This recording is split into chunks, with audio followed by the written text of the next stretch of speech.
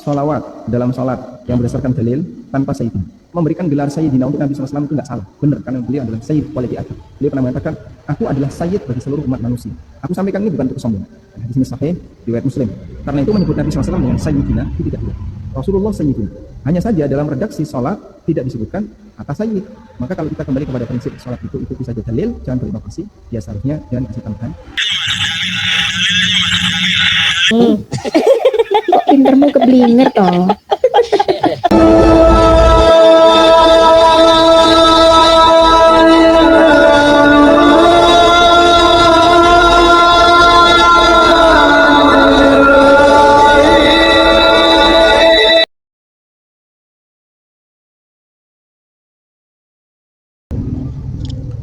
Assalamualaikum warahmatullahi wabarakatuh. Bismillah, alhamdulillah, salatu wassalamu ala rasulillah wa ala alihi wa sahbihi wa man tabi'ahu wa mawalah wa la hawla wa la quwwata illa billah. Mabatu sahabat Jayati yang dirahmati Allah, alhamdulillah di kesempatan kali ini kita jumpa kembali di channel YouTube kami Jayati 80. Mudah-mudahan kita senantiasa mendapatkan taufik dan hidayah dari Allah, menambahkan limpahan rahmat dan nikmatnya, dimudahkan segala urusannya dan lancarkan rezekinya, amin ya rabbal alamin. Tak lupa kami ucapkan terima kasih kepada Bapak Ibu pemirsa yang telah mendukung dan mensubscribe channel kami. Jazakumullahu ahsanal jazaa. Di kesempatan kali ini kami akan menanggapi ceramah dari Ustadz Salafi Wahabi, yaitu tentang lafaz sayyidina ya. Karena kita ya ketika membaca sholawat itu ditambahkan sayyidina, itu sebetulnya sesuai dengan redaksi sholawat yang kita baca. Kita bukan ngarang-ngarang sendiri, kita membaca sholawat itu sesuai dengan redaksi sholawat yang disusun oleh ulama salaf ya. Kalau dia sholawat dalam redaksi sholawat itu ada tulisan sayyidina, kita baca sayyidina karena ulama salaf yang lebih tahu dengan hal ini. Artinya bagaimana menambahkan lafaz sayyidina itu beliau lebih alim, lebih punya otoritas itu loh. Jadi punya kapabilitas dalam menambahkan sayyidina. Ada yang memang dari Rasulullah gitu. Karena Nabi bersabda, ana sayyidu waladi Adam wala fakhra. Itu dalam sebuah hadis ya. Orang-orang Wahabi sekarang sudah mulai terbuka. Ada yang memperbolehkan lafaz sayyidina, namun hanya di luar sholat. Kalau di dalam sholat katanya tidak boleh, tetap masih. Tapi lumayan sudah mulai bisa menghargai itu. Cuman di dalam sholat tidak boleh katanya. Cuman ya, yang mengatakan tidak boleh itu juga tidak punya dalil ya. Kenapa dilarang di dalam sholat ya? Apa ada larangan yang khusus? Apa ada larangan yang khusus yang melarang menambahkan sayyidina di dalam sholat? Allahumma sholli ala sayyidina Ibrahim wa ala ali sayyidina Ibrahim, itu kan di dalam sholat, yaitu dalam tahiyat, dalam tasyahud awal atau tasyahud akhir, itu dilarang katanya ya. Biar tidak penasaran, mari kita simak dulu videonya. Lafaz sholawat dalam sholat yang berdasarkan dalil tanpa sayyidina. Memberikan gelar sayyidina untuk Nabi SAW itu nggak salah, benar, karena beliau adalah sayyid waladi Adam. Beliau pernah mengatakan, aku adalah sayyid bagi seluruh umat manusia. Aku sampaikan ini bukan untuk kesombongan. Di sini sahih riwayat Muslim. Karena itu menyebut Nabi SAW dengan sayyidina itu tidak dilarang. Rasulullah sayyidina. Hanya saja dalam redaksi sholat tidak disebutkan kata sayyid.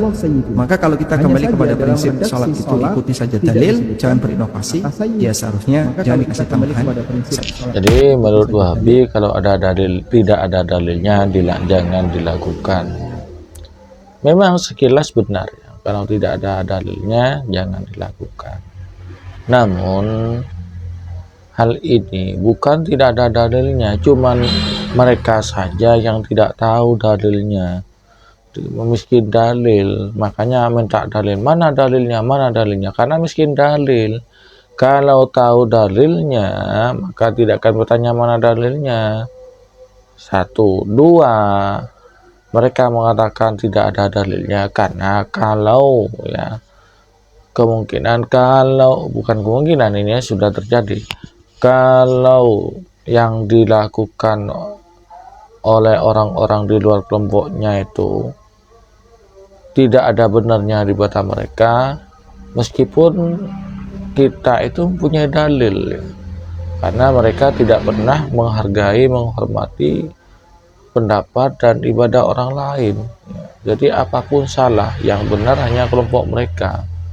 Dari sini kita memahami mereka itu ya secara tidak langsung memaksa kita untuk mengikuti ajaran mereka, ajaran Wahabi ini ya.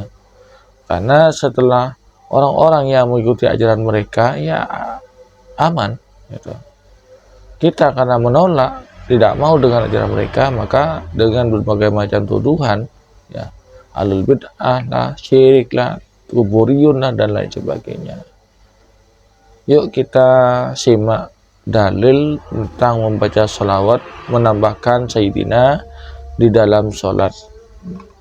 Menambahkan Sayyidina pada sholawat, yaitu di tasyahud awal atau akhir di dalam sholat. Mari kita simak bersama-sama. Ikuti dalil ya. Yuk ikuti dalil Mas Bro. Di dalam kitab Nihayatul Muhtad ila Syarhul Minhaj fil Fiqh ala Madhabil Imam Syafi'i radhiyallahu anhu. Ini ada hadis di mana hadis ini melarang membaca sajidi di dalam sholat. Itu sebagai kata wa amma haditsu la tusayyiduni bis sholati, adapun hadis yang berbunyi la tusayyiduni bis sholati, janganlah kalian membaca sayyidi kepadaku. Di mana bis sholati, di dalam sholat.